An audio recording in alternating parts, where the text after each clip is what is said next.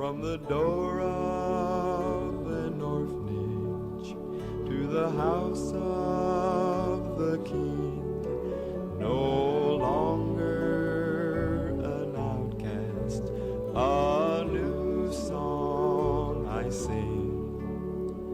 From rags unto riches, from the... A pleasant good morning to each and every one of you out there.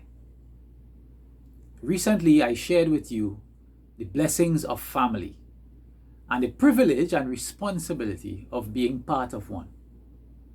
I spoke about some people being blessed to be part of an extended family, perhaps a church or a work organization. Today, I want to share with you that as part of a family, one of the things that we should be doing is praying for each other. It is not just something nice to do, but it is something that God requires of us. Oh yes, He says in His Word that we should confess our faults to each other and pray one for the other so that we may be healed. And He goes on to say that the effectual, earnest prayer of a righteous person has great power and does much when it is doing its work. You see, my friends, it is important that we lift each other up in prayer, beginning with our own families and extending outwards to our external families, extended, and our communities and friends.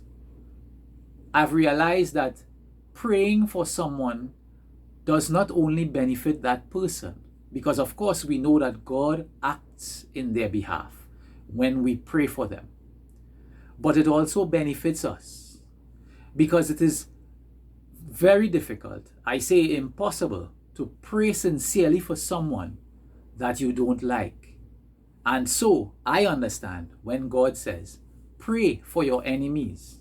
You see, if we pray for our enemies, they won't be our enemies for much longer, because our attitude towards them will change when we begin to pray for them. And that change in us will most often result in a change in the relationship, and they perhaps may not even be our enemies anymore. Either way, God calls us to pray for each other. And so, as I close today, I encourage you, pray for me, because I am praying for you. And I pray that we all make it into God's eternal kingdom. My brothers and sisters, the signs are telling Jesus is coming soon. To some of us, that's a Nancy story, or it's something we've been hearing all our life, and it may happen or may not, and not in our lifetime. But more and more each day, we are realizing that it is closer than we can even imagine. So I pray today that you, my family, be prepared and pray for me that we would meet in heaven when Jesus comes again. Have a blessed day, my friends. And remember, Christians represent Christ. I'm so glad I'm a part of the family of God.